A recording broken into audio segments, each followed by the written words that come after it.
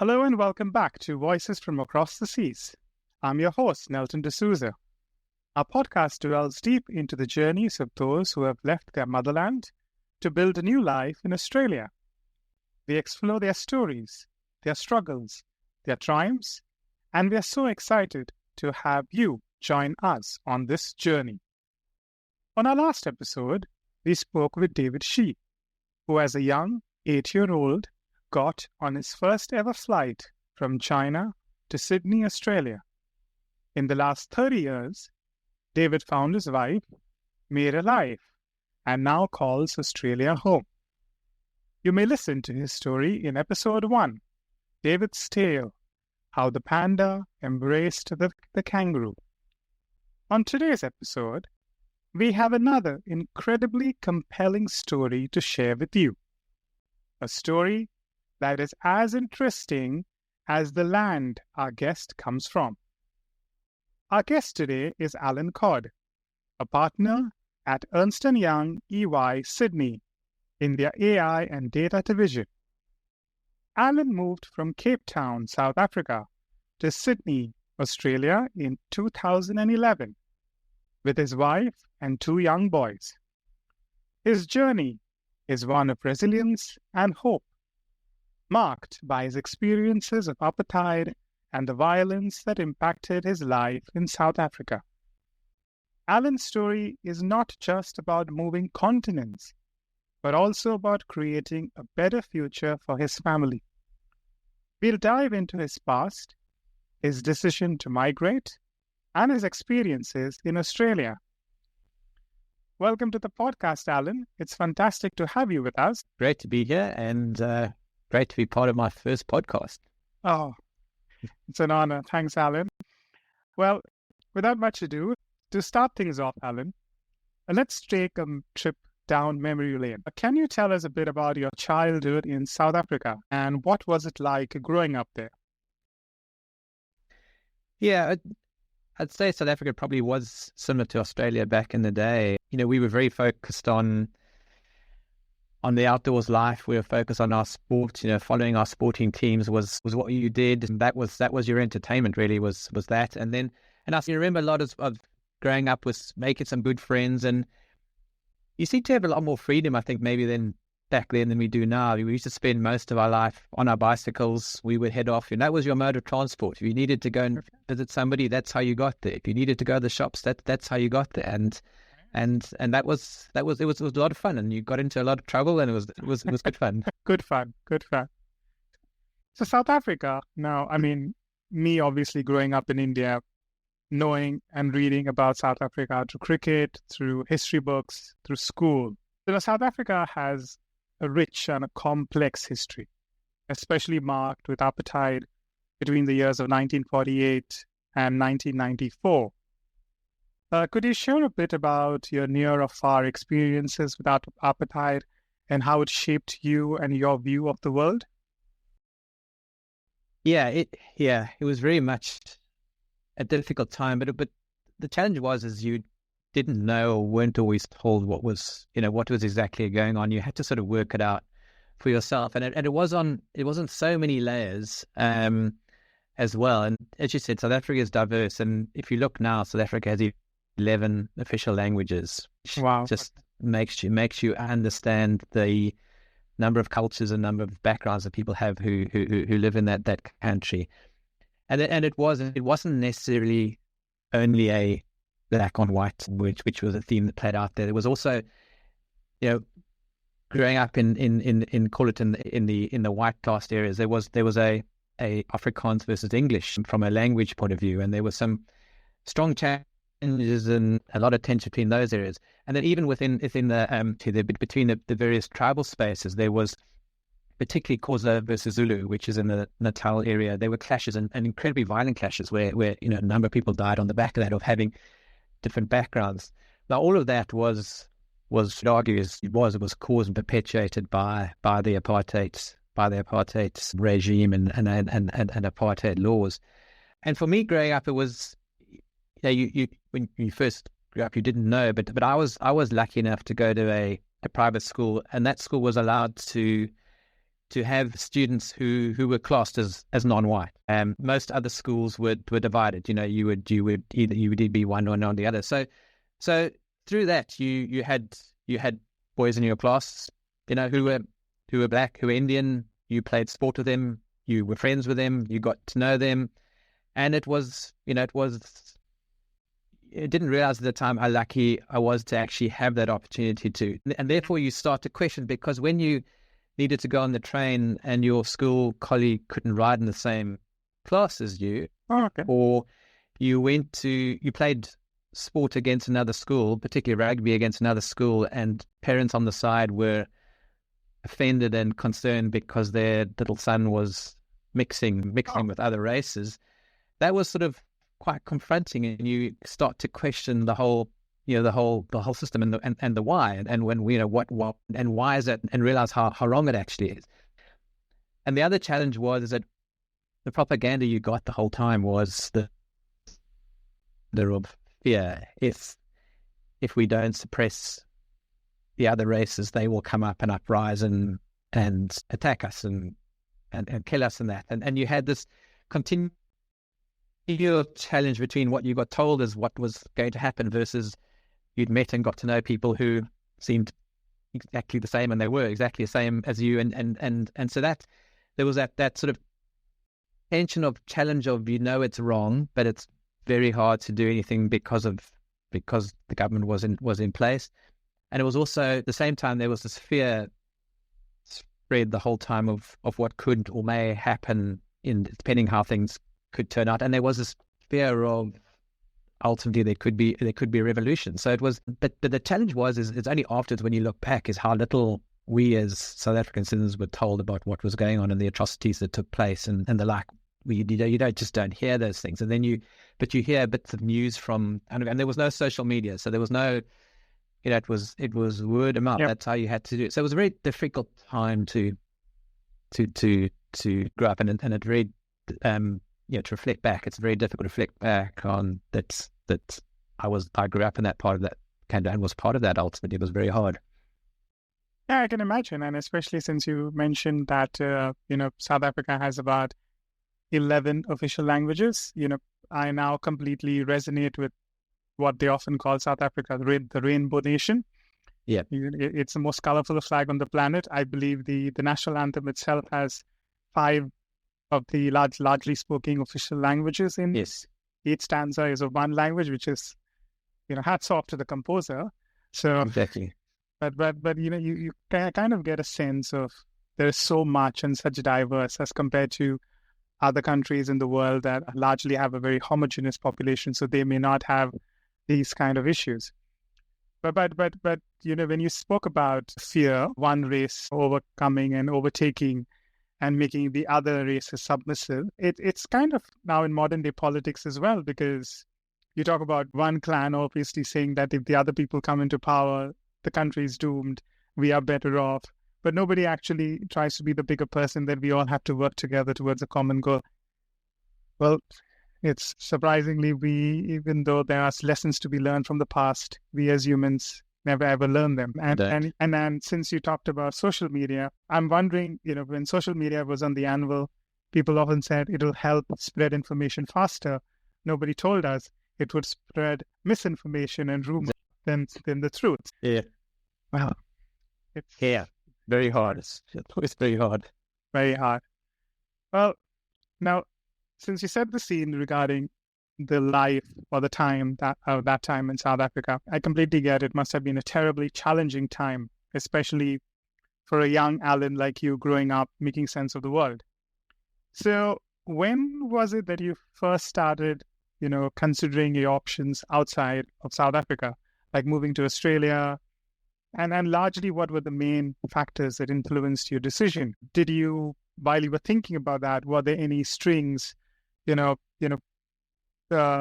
held you back or pained you at the thought of leaving your motherland behind? And how did you overcome it?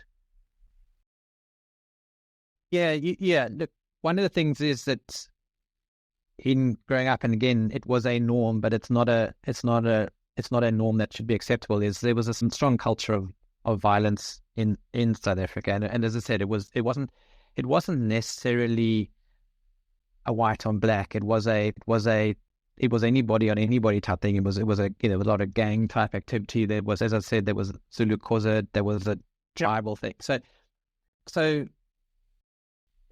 value of life is low, was low, and therefore you grew up with violence. You were very diligent in terms of how you traveled around. When you stop at traffic lights, you would look and see if somebody was coming up to your car who could potentially be looking to hijack your car and the like. And you grew up like that. I mean, my father was asleep having an afternoon nap one afternoon, and he woke up with somebody with a gun at his head saying, "Oh no, please open, you're safe." The neighbors up the roads, guy was doing the washing up, and he watched his wife pull into the driveway and into the garage, and he wondered why she wasn't coming out the garage. When he went to open the door into the house, there were people there with guns who then locked them up, so you had this there's a strong violence which you lived in a certain amount of fear because of that. So that you sort of questioning, is that how, especially when we had our children, you start to question how you want to bring them up. And then as well, when, as you said, apartheid in 94, Mandela come into power, there was great hope, and he was a fantastic president. Unfortunately, down the line, a couple of presidents down the line, he brought in a lot of corruption. With that, you sort of question, and he was, blatantly stealing from everybody, and with that, you sort of question, is that a future that you? So you start to doubt the future in the country. Okay. But at the same time, you have a great quality of life in South Africa. And when I say great, I mean outside what I've just described. Yeah. And you got your family and the like, and also exchange rate makes it an issue in terms of if you're going to move somewhere, you're going to take a big financial hit. But eventually we got to the point going, no, we think we thought that, from how we wanted to bring up our children and from a safety point of view, we decided we wanted to move, and we chose Australia. Okay. Any particular reason why Australia? Out of all the possible countries on the planet, why Australia, and why Sydney? Let's say that. But so I suppose the perception always was that Australia is similar from a climate and a culture, from a sporting focus and the like. At the time, I was doing a lot of work in the UK. It would have been very easy for me to move to London. I knew the people there, I knew clients there and the like. But it was sort of going, well, again, climate and again perception of UK life. Did I want my kids to grow up there? So we decided that Australia was, and we undernowed over other countries. We decided Australia thought it would be most similar to what South Africa was. We decided that's where we would select. Okay. And any particular reasons for choosing Sydney over Perth? So I was my work required a lot of travel. I was spending a week, a month in London, traveling from Cape Town. Okay. I was in Johannesburg probably 3 days of the other weeks. So I was away from home a lot. And again, that was really hard. At the time, young boys, when we moved here, they were 6 and 8. So before that, they were young. And it was hard to be traveling and the like. So I thought, well, if I'm going to move, I want to move to the city where the clients are likely to be from an EY point of view, and I would require less travel. And so I chose, we chose Sydney as most likely to be that. It didn't quite work out when we first got here. I ended up working on certain clients that are based in. I was doing actually a fair amount of travel to Melbourne, Brisbane, and Perth. So I did a bit of travel to start with, but thankfully then moved into the financial services space, and the clients are predominantly Sydney based. So my travel has dropped off dramatically, which has been great from a home life point of view. So that's nice to hear that things eventually worked out. So from South Africa, you still stayed in the Southern Hemisphere, and you chose to come to Sydney. Well, I know that's definitely the easier way to go rather than go up north and then suddenly have a change in the seasons. Because many people, when I speak to people in India, they don't understand. That's actually, what travel makes you understand. So those people don't get it, that the seasons are just flipped, completely flipped. So when I fly back home in December, they go like, Australia must be very cold right now. And I know. no, it's summer. And then they go like, then in June, I'm like, it's very cold. What is June? Is June supposed to be hot? No, it's cold. It's winter. So they can't get around. It's a hot Christmas and a cold July. So they just can't get that around. So Well, at least they've got a reason. When I get from Australia, people say, when I go back to South Africa to visit, they go, is it, what season is there? There's no excuse. They should know that. okay, fine. Okay. Well, I didn't think of that. That helps this argument. Okay. And since you mentioned UK, I remember when I went to UK to visit, especially around the Cricket World Cup, I liked London. But I completely understood what most Londoners complain about, because I'm like, it's nice scenery, things to do, but there was something missing. After 5 days, I realized what was missing: the sun, because there was no sun, and it's completely overcast, largely most of the times. And that reminds me of Trevor Noah's joke of your 5 days of, if they see the sun, it's a sunny day, nobody's in office, everyone's out at the beach, exactly. at a picnic. So, well, I get the, your perception of UK. Yeah. So Alan, I'm sure like when you were thinking about moving, now this is something that, did you take this decision independently? Did you discuss it with your friends and family? And how did they take to this news? Because quite often this news of moving is not very easily accepted. Yeah, and especially back in the day in South Africa, it's not something you share, because there's a bit of challenge for people who do leave, in terms of, some people take it fine, you're going off to a better place. Others actually take it quite negatively, and to say they, especially when you've got young boys, they may go, well, their kids are going, well, we don't want my kids to invest in your kids because they're leaving, so they pull back, and but there is a little bit of, well, why are you leaving? You should stay, and that type of thing. So it's not something we actually shared. We effectively applied for Australian PR and residency, and then it was well, we've done that and we've got that. It's a bit, the one thing is a bit awkward is you keep it all quiet, and that's all quiet. But one thing you have to do is you have to do your English test. Okay. So you go.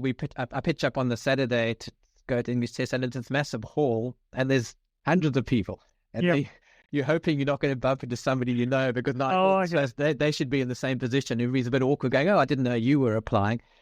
Yeah. But once you've got your PR, so you can do everything fairly quietly, and then you've got 5 years to move. So that was our sort of thing. We did our PR, and we thought, okay, well, we don't have to make the decision after that, and so we effectively sat back and thought we didn't have to make a decision. But it turned out a bit different. Is that when part of PR is coming here into Australia to get a stamp in your passport, and I've met up with ex-colleagues who were here in Australia from South Africa and saying, hey, is there a possibility to do a transfer?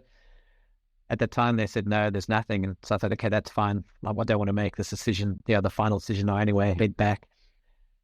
And 9 months later, I got a phone call from one of them saying, hey, here's an offer. Do you want to transfer? So now suddenly you've got to now make this decision very quickly and inform people very quickly. And it was hard to do. It was actually easier to do as well, because you inform, and yes, you have to work to that. But then we were flying within about 4 or 5 months. So, okay. So you have to pack up very quickly, and it's a massive rush to obviously pack up your life and make your plans and move, and that. Versus other friends of ours who we knew were going, and they knew for a year, well back they were going, and therefore throughout that run into the year, they're doubting themselves and they're questioning, are they doing the right thing, and that. We didn't have a chance to breathe. We were so busy. We got on that plane so exhausted because of everything we had to do. So it worked out well from that side. But we knew, we had to go and inform family, and family were all supportive going. They knew and they understand. Obviously, very sad to see us go, and we had some strong connections, particularly with our boys, with their grandfather in particular. And cousins and their aunts and uncles. So that was, it was hard to break that, but we needed to make that decision. Okay, nice. I mean, it's nice to see that there was no family drama, No, which is we were often lucky. maybe it was just in a snap, so there was no scope for that as well. But I do know that many people, like very interestingly, my father always told me, "Why don't you go abroad?" This was when I was in India. Go abroad, get an opportunity. It's a good way to learn, grow, learn how different people of the world work and collaborate. He always said that. And on the side, I was working towards the opportunity, and then when the opportunity presented itself, I went back to him and I told him that, okay, an opportunity is here and I'm going to fly to Australia. And he was like, I didn't mean that I was just saying. So, I was like, I'm not sure how to interpret it, but when it actually dawns upon you, then you kind of you have to make terms with the situation. And that's a very difficult thing for many people, but I'm glad that everything worked out well for you. Yeah. Now, you said you came to Australia in 2011. Yeah. Now, 2011, we're currently in 2024. That's about 13 years. And I'm pretty much sure 2011 was a different time. From what I've known is people in Australia as a country was still warming up to this large influx of immigrants from all across the world. The most common question is, did you feel welcome in Australia? Did you feel any shades of potential or possible racism? And the idea that you had about Australia when you landed over here, was it exactly the same? It's always different. I'd visited Australia beforehand. It's always different. It's always different as a tourist versus, I think, as when you live in a city. And yes, it was different.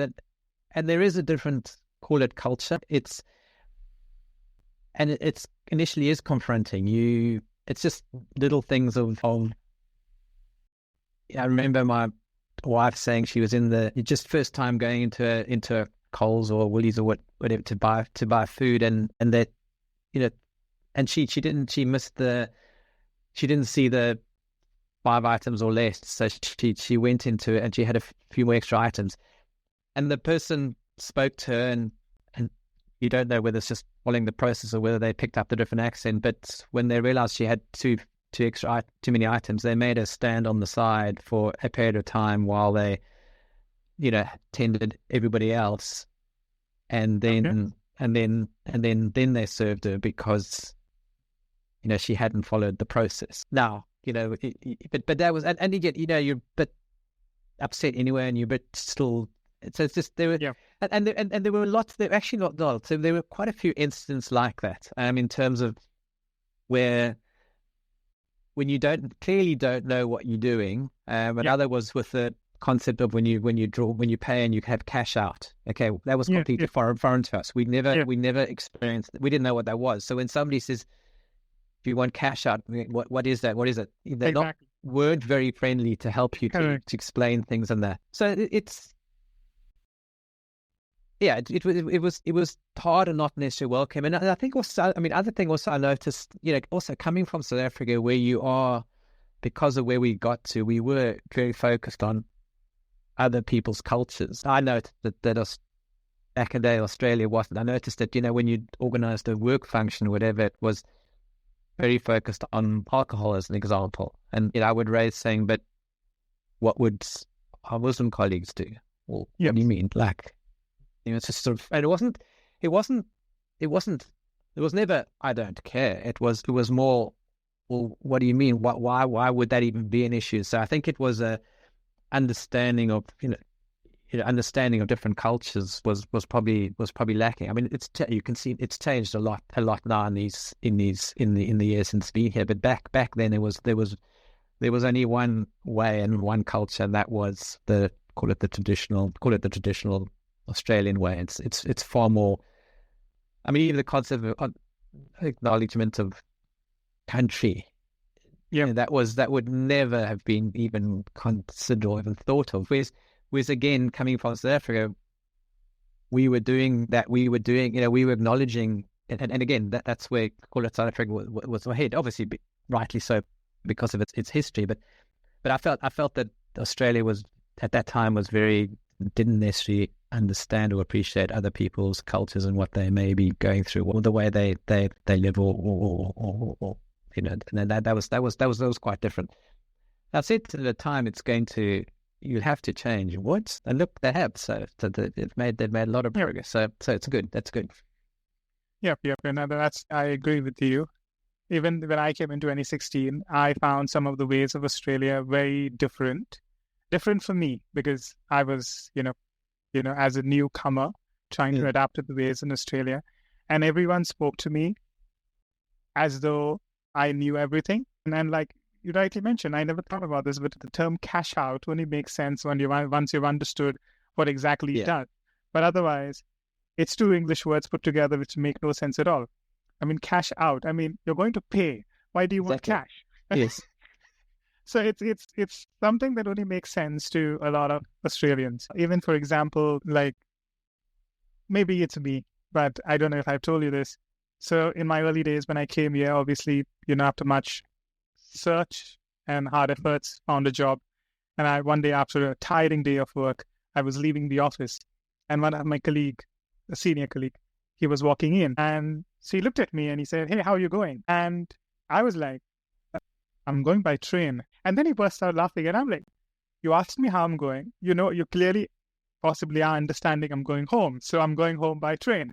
So he's like, "No, I meant how you doing and how's it going?" And I'm like, I think there are better ways to say that, like, how you doing, how's it going, how's your day going, something like that. But when you say how you going, it's a little bit, especially for a person who doesn't get the culture and the colloquialisms and the way things are done here. It's just a little bit foreign. Even Arvo, or even at least Sunnies are okay, but Mosies and Maccas, thongs was something that threw me off. You cannot wear thongs to the office. I'm like, even if someone would, how would you know? Thongs and Nelton are flip-flops. Couldn't you have chosen a better word? So there are all these things that I'm sure you must have experienced as well. So I think that's it. You've got to realize in moving is that there's a lot, and it's so overwhelming when you first arrive, because you're just bombarded. You don't know street names. I mean, I didn't know. Somebody said to me, AGL. I didn't know whether that was a bank, insurer, and all those names of businesses and that. You just don't know. When somebody mentions a road, you don't know what it is. And when they start using these terms which you don't know what they are, it's pretty confronting, and it's pretty overwhelming when you slowly start piecing it together. Once you piece it together, it all makes sense, but it's difficult at the time. I agree with you. I remember when I had come here and I was going for an interview, I called up the center at the office, and they told me, "Well, we are exactly on the corner of Connell and Hunter Street. Please come there." And I'm like, that doesn't help. Can you give me a better landmark? Can you say it's opposite McDonald's or something? Yeah. So it's just the way how things are done here, how things are spoken. But I'm glad that Australia is warming up to immigrants. It's warming up to being a little bit mindful of how things are done and how things are spoken, described, which makes it a little bit more inclusive, which I'm happy about. Well, it's a lovely story, Alan. I mean, the decision you made to move, the challenges that you faced very upfront, you overcame all your challenges. So now that you've settled in, how do you feel about life in Australia compared to your time in South Africa? And how has your family, especially your wife and your children, taken to it? Yeah, it's interesting when you, as I touched on right early on about South Africa and the challenges of what you experienced there, is that was a norm, and a norm is normal. Okay. So my example of the violence side of things, that was normal, and therefore that's how you did things and how you thought about it and how you went about protecting your family and the like. It's only when you come here and you understand that's not normal that you actually then, one, realize how wrong you were, and two, appreciate Australia and the country you're in now and that. So So I didn't realize that I was living with certain stresses. And when I came here, those stresses went away. And therefore your quality of life improved. It doesn't mean you don't get other stresses coming here. As an example, in South Africa, I was very comfortable from a financial point of view.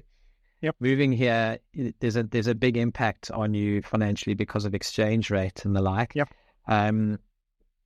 Challenge of job. I mean, I moved here. There was a downturn in the economy and outcomes, and therefore, I could potentially lose my job. So there's that too.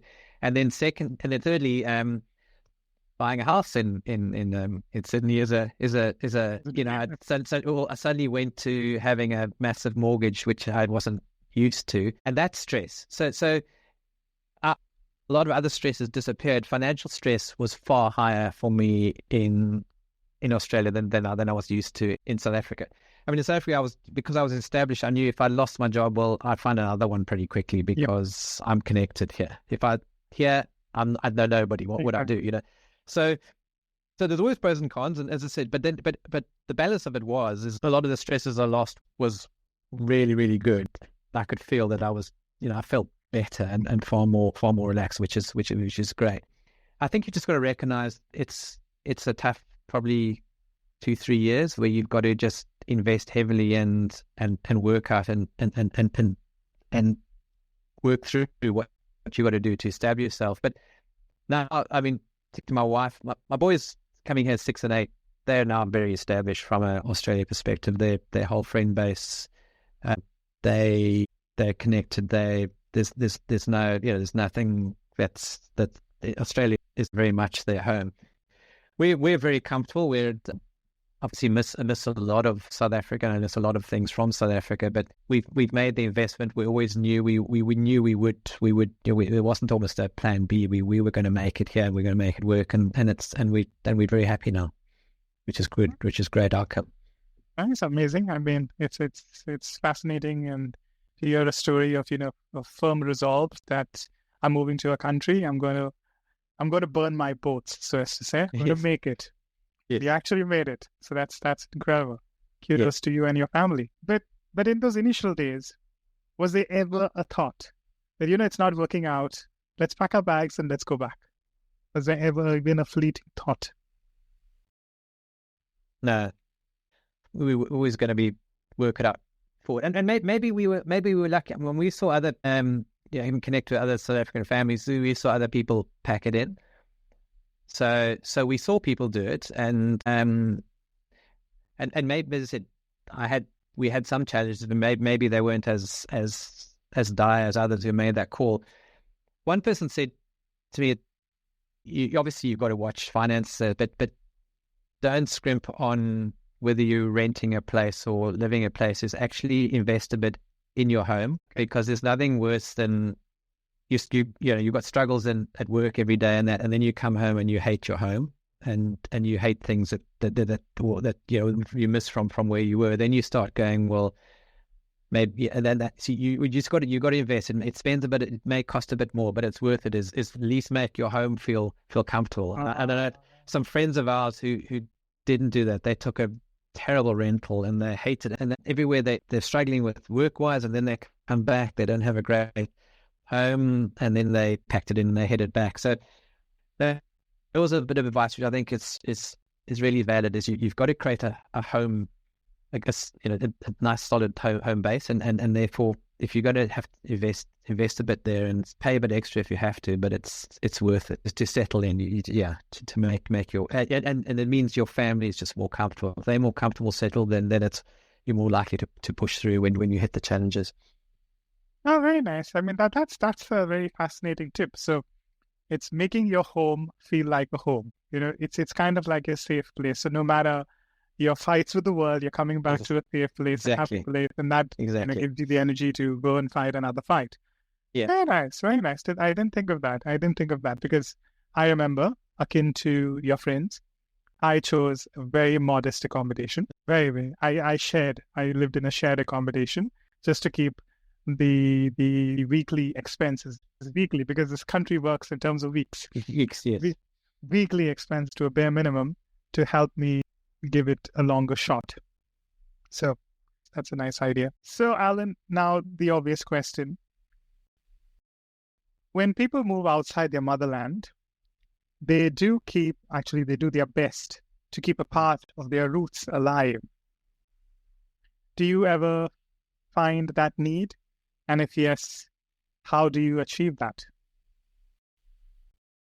Yeah, when we started to move, part of the deal we sold to our family was we would stay connected.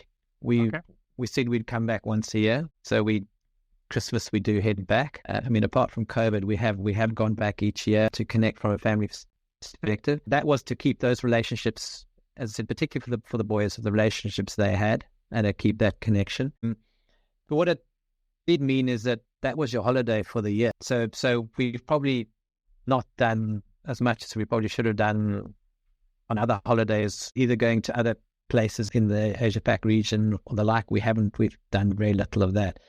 But that was our decision, was we wanted to keep that connection going, and I think that was important for the boys and for the family back home who we left behind. Yes. No matter the distance, only the heart grows fonder. So you've managed to be able to keep that alive. So that's good. Now, often with moving, and especially I'll talk from an Indian perspective, that when Indian parents, they move abroad, even though their children are educated in the Australian system and they grew up with the Australian life, Indian or Asian parents often wish and hope that they don't lose out all the Asianness in them, that they don't become completely alien, and there's a stark contrast between the parents living one culture and the children in another culture. Now, your children came to Australia when they were young, and as you mentioned, now they're grown up in the Australian way of life. Do you see that? Do you feel that disconnect? Do you try through your own ways to keep them connected to the culture? It could just be the generation gap that there's a connection from. But one thing, their accents, they've probably got a slight Australian accent, but not. I think most Australians will still say they don't have an Australian accent. They still have their connection back to South Africa. They still value that. They actually quite enjoy the fact that they actually do have a different background. They quite like that concept. I think it's given them a different understanding as well. Like you touched on earlier, is it just, if you've experienced in other countries, you understand people a bit better, and therefore a bit more tolerant and a bit more accepting. So I think it's great to have that background. Not this is the only way in that. So no, I don't think we haven't noticed or gone, or what have we created here? We haven't. We've been fortunate from that perspective. Okay, interesting. There's another aspect to this conversation which I'll come to soon. Now, since you've made obviously this transition, and you mentioned your children are well and truly Australian, when you look back, is there something about Australia you wish you had or could have in South Africa? Or something about South Africa that you wish could be or would be in Australia? So the Australian transport system, trains, is just, we just didn't have anything like that in South Africa. Anyway, Cape Town. Either they weren't safe or they just didn't do it. So that the ability to get around here is just so good. And I know people will complain about it's not reliable and that type of thing. That it is from coming from pretty much zero that we had. It is fantastic, and it just makes it so easy to get around it, and to live in an outer suburb and then get onto a train and come into the city and so that's something I'd love to take back. Take from South Africa. I mean, from Cape Town, the mountain. I'd like to bring the mountain to I'd love to. That's what's wrong with Sydney, is there's no massive landmark. In Cape Town, you've got a mountain in the middle of your city. It makes a big difference. But I think also the thing I did notice is that the Woolworths and the Coles in Australia just doesn't compare with. In South Africa, there is a Woolworths, but that's more aligned to, if you know the UK, Marks and Spencer and Waitrose. So it's a very, much more the food in there. When we do go back, you walk into a Woolworths store there, and the quality of food and especially the prepared meals or the diversity is unfortunately still is better, a lot better than what you get here. So that's what if I could bring here is bring that Woolworths here and have that food here would be great. I always believed, and like me, many others, Woolworths is Australian, till one day I succumbed to knowing that Woolworths is actually South African. And if you're saying that the South African Woolworths is much better, then I think we should all... Well, they're not related. The Woolworths here is not... It's not related? No. So they stole the name and they're not related? I don't know how they came for the name, but it's not related anywhere. Oh my God, okay. Well, thanks for clarifying that. Mm. That's something new. That's news to me, but Yeah, I'll have to do some research on that for sure. Yes. Well, now, switching topics and, coming to something that's a little bit favorite of yours. We're talking about sports. Yeah. I know you're an ardent sports fan, a rugby fan, now a Springbok fan. Do you see the Springbok defending their title in the 2027 Rugby World Cup to be played here in Australia? That's it. I certainly hope so. Look, I think South African rugby is in an incredibly fortunate space at the moment. It is just obviously back-to-back World Cups, number one is strong, but I don't think it's anywhere near its peak. The amount of talent coming through is just unbelievable. And again, that's what success breeds success. Is it for that to winning the World Cups? It's created opportunities for young people to excel, and particularly probably the more dominant sport always was football, but that's got a number of challenges and corruption and difficulty in South Africa, and whereas rugby has great success. So you've just got such talented sports people coming through now that's I think it's got a great future, and so yes, I think there's a high chance that they can succeed in 2027. And I don't know if you've watched all, but just when you hear the team, so much of what they do is for the country because of the difficulties the country is going through, and I think it's so important for that country because it actually does unite people. And if you look at it, it is across races, it's across divides, it's across people, and it does make such a difference. And that is the one thing. I mean, just going back now, you just feel that people are still, it's just so positive that of what having won the World Cup again, it just makes a massive difference to the country. So yes, I hope, and yes, I also think they very much can, based on the talent that's there and still coming through. Yeah, good. I mean, since you mentioned it has been an instrument of change. I watched the movie Invictus, and that gave me a deep sense into how one sport can unite an entire country and, erase all the differences and the boundaries that we have put, divisions that we have put in between people.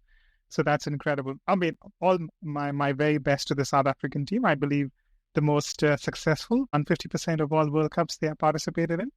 So that's incredible. Yeah. If you've got it, watch Invictus, watch the series Chasing the Sun. Okay, series Chasing the Sun. There are two series. They did one before the Japan World Cup and one before the France World Cup, and it's the 6 or 7 episodes of how the team... But if you want to be uplifting, go listen to that, and with some of the backgrounds and challenges of some of those players and where they came from and what they've done to get to where they have, and then they ultimately achieved the success. It's incredibly uplifting series. It's all documentary film. It's pretty inspiring. Right. I'll definitely put it on my watch list. Since you spoke about the South African rugby team, that they are doing incredibly well, what do you make of the Australian rugby team? This may sound maybe controversial, but let's go into it. Look, I think it's sad from where Australian rugby has come, where there's been some fantastic, great players and great teams. It's a struggle with the different codes. That there's a stronger competition for. They've got to rebuild. They've got to work through from a low point. They really are struggling at the moment. Okay, well, all the best to them as well. Now, this is a question which I said I will come back to later. Now, so I know you are a Springbok fan.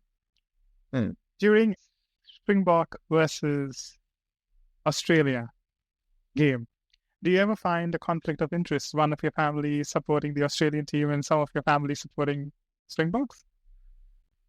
Nobody supports the Australian team.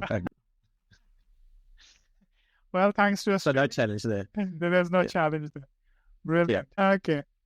Perfect. Since we're talking about sports and we spoke about rugby, I will touch upon another of your favorite, which is cricket.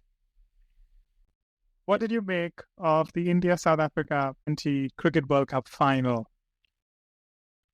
Went to the wire. What did you make of it? Yeah, so essentially on the cricket side is that back in the day, South African cricket was very strong and very good. It was made up of a number of greats. That team there had no great in there. Okay. They were, there was no sort of genuine like world class. They were good players, but not sort of. I sort of remember back in the day, Jacques Callis, Graham Smith, people like that, AB de Villiers and that. Yeah, there wasn't that type of player in there. So for them to get there, they did exceptional. In fact, they did better than any other. They did better than those sides that had the greats in them, because no South African sides ever got to a final before. So from that side, they did fantastically well. I mean, disappointing that catch, was it a catch? Wasn't it a catch? I carry on debating that. So yeah, it was obviously disappointing that once you get there, you can't do it. But yeah, and especially probably getting so close. If they'd actually lost badly, you go, okay, well, they didn't deserve it, but they actually could have won and could. So that's frustrating, but they did really, really well. So hopefully that can maybe start to turn the cricket side around, and to get more talent into the cricket team. No, yes, I agree. And like I've always told many people, I didn't want these two teams facing each other, especially in the Cricket World Cup final, because no matter who would lose, I would be sad. But, congratulations to India for pulling it off. But I would also go to the extent of saying a mighty congratulations to South Africa, getting to a World Cup final for that bunch of 11 players who nobody gave them a chance. We always gave them the Chokers tag, but never the Champions tag. Exactly. To get so far is incredible, and I'm sure there's a lot more success down the road. So we'll see a lot more of South Africa, rising like a phoenix very soon. So that's the positive that I can take from that final. Okay, well, Alan, so just the last few questions that we have, and this is the business end of your side of work. So to your role at EY, now I'm sure through your career, largely in IT, you must have seen a lot of challenges and developments in the field of AI and data. So how has your experience in Australia influenced your professional life? I think one of the things when I came here, so I came from EY as well, that they had a very strong data team in South Africa, and therefore coming here was actually quite a small data team here. But what EY here had, which was way better than South Africa, was the broader consulting capabilities. And so I was able to link data with the business side of things far more than I was able to do in South Africa. And that actually opened up a massively bigger work opportunity for me, and to expand how and embed data and then the use of analytics into the client side of things. So that was the people I've met here in those spaces. Had nothing. There was nothing close in South Africa, and even working. I mean, I worked a lot in the UK, and that. So I met some really, really good and strong people here who've actually helped me to enhance my capability and my career as well, which has been great. So speaking of that, is there any worthwhile work achievement that you can talk about? What Australia had that we didn't have back in South Africa, and in fact, even what I'd seen in the UK firm as well, was they had a really strong, call it core consulting capability in the more business side of things. So the finance, supply chain, and customer side. And what I found is that the whole secret to anything from a tech delivery point of view is being business led and being focused on an outcome, and then tech or data enabled. And what we were able to do is to combine the teams that operated on the more business consulting side with our data-enabled side. So initially, there was a lot of work we did on the supply chain side around understanding spend analytics and driving savings from that perspective. And then more recently, probably over the last 7-8 years, in the customer space. So how do we understand and use the data that's available across, particularly in a bank or insurer, and understand the customer's context better. So when we communicate with that customer, we're not sending them a generic message, we're actually sending a message that's relevant to them. And that was a step change in how we were doing things, and it was really great because we combined our teams between the data and the business consulting side of things, but two, both sides learned a huge amount about what each other did. So from a data point of view, we understood more of the business aspect of exactly what we were trying to do in the outcome, and the business side of things understood that the challenges with data, and therefore when we solutioned it, we got a far better outcome than each of us would have done individually. So it was very much one of those classic sort of 1 + 1 = 3, which was really, really fulfilling from both sides. I had a massive learning curve. Yes, I knew and understood data, but I had a massive learning curve on how supply chain people think or custom people think, and it was a great learning for me. More like a win outcome. Absolutely, yeah. And you had some good fun along the way. It's always good when you're working with a great, highly talented group of people, get on and actually all very, very driven on an outcome. Is a great place to work. Yes, definitely. I can echo that. Before we wrap up, I just wanted to switch gears a bit and have a little bit of fun. So what we're going to do is have a rapid fire round where I'll ask you a few questions comparing South Africa and Australia. Are you ready? Yeah. Yep. Okay, let's do this. Weather, Cape Town or Sydney? Which one has the better weather? Sydney. Sydney. Oh, okay. Okay. From a food perspective, a Braai place or the Aussie BBQ? Definitely Braai. Braai has to be a Braai. Braai has to be Braai. Okay. The South African coming through. Can't be gas. Can't be gas. Has to be wood or charcoal. Okay, perfect. Wood or charcoal. The wildlife perspective, safari in the Kruger National Park or diving in the Great Barrier Reef? I'll go safari. Safari. Okay. Work-life balance. Which place would have a better work-life balance? South Africa or Australia in general? Australia. Australia? Okay. Public transport? I think I know that. I answered it earlier. Definitely Australia. Definitely Australia. Okay. Indian food. The Indian food in Harris Park or Indian food in Durban? I'll go Harris Park. Harris Park. Okay. Nice. Well, very well done, Alan. Very well done. Great answers.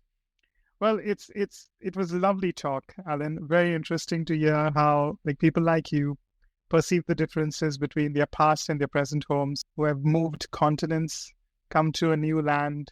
People often say that's easy, but that's easier said than done. It's beginning from scratch, making new relationships, friendships, currency, certain things that people don't often notice. Like when I came to Australia, I thought it's an English-speaking country. It drives on the left and they play cricket.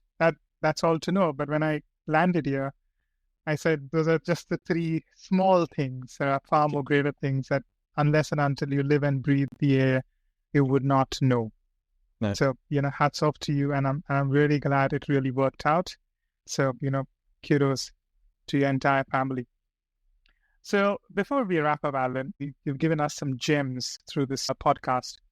But is there any advice that you'd like to give someone who's considering making a similar move from, say in this case, South Africa to Australia? Yeah, I think, like I said, there's some challenges and it's difficult. It's massive rewarding on the other side. But I think the key thing is you have to be sure it's what you want to do. And I think, Nelton, you asked me saying, did you ever decide to go back? I think you've almost got to go there with the intention that you're not coming back. Obviously, if it completely falls off the rails, you can. But I think if you're going in there half-hearted, and the minute it gets a bit tough, you say, "Oh, it's better. Let's just head back." You've got to give it that chance. I think it's a case of being very sure that you want to do it, and then as a family, you've got to be committed to that together. You can't have it, I think, where one party's going, I'm very keen to do it, and the other party's not that keen. It'll unravel later. I think you also recognize that when you get here, different members of your family at different times will have a tough time. So it could be your child has a tough time when they go into the school. That you've got to rely on support them. It could be your partner has a tough time. There are times when you will have a bit of a tough time. People, then the rest of the family looks after you. So you have to do it as a family unit. It helps because you can look after each other, but you have to all agree and that. And I think it's just something. Make the effort, work hard at integration points. I think that it's always easier once you start to meet people and learn from others that are here. I think that's one of the key thing we found is when we first arrived, a younger son played sports and it was one of the club soccer on the Saturday, and those parents that we stood next to week in and week out, those are the people we got to know the first, and those are some of our closest friends now through. And what you realize is that by doing that is that a lot of those people have done what you did not so long ago, and therefore you've got that shared experience. And that's the other thing you recognize, is that you're not the only person coming to Australia, and therefore you're not that special because you're having it slightly hard. A large number of this population has come at some point, and therefore they've been through that, and they've made it. And it actually is quite a bonding experience to actually know that there's lots of people who've been through it with you. So I think when you connect into those and reach out from that support network, it actually does make it easier. But you've got to reach out. Don't do it by yourself. Look for others to help you. True that, Alan. Nicely said. Well, I'll just like to say that it makes me think that even though as immigrants, our journeys are unique, but when we look at all the immigrants, our journeys are largely similar. So we just have to understand that there is a lot of similarity in the uniqueness as well. Well, I'll just share one other story. Was Sure. my oldest Sri Lankan twins in his class, and one of their birthdays, and because he was quite close to them, they invited us to the family birthday, which was the Friday night before they had the kids' party on the Saturday. And we went there, and it was all their family. So it was all Sri Lankan and their friends. So it was all Sri Lankans. We were the only non-Sri Lankans there. Knowing no, I mean, only the parents, but knowing nobody else. And you go outside, and they were sitting, there was a fire outside, and they were sitting chatting, and you got to try to make conversation. And what did we work out? We all thoroughly loved cricket. Got into cricket. Okay. We all worked out that we didn't particularly enjoy the Australian cricket team from the 80s because we'd all grown up being pummeled by them so often. So we had that common sort of, Warney and all those people. A common sort of love-hate relationship with them. And the other thing is they'd also left Sri Lanka because of some political turmoil and challenges there. So we'd all come from our own country because we saw that there was a better future, and we were sad to leave. But we all made these tough decisions to go with our family. It just showed that we'd all from different parts in the world. We'd all ended up in the same place, and we'd all actually done it all for this pretty much the same reason. And we all had very similar background and almost grown up in a similar way. With the love of sport, which is just it was. Again, those little experiences, just you realize that you're not alone in what you're doing here, and it was actually a really good bonding experience.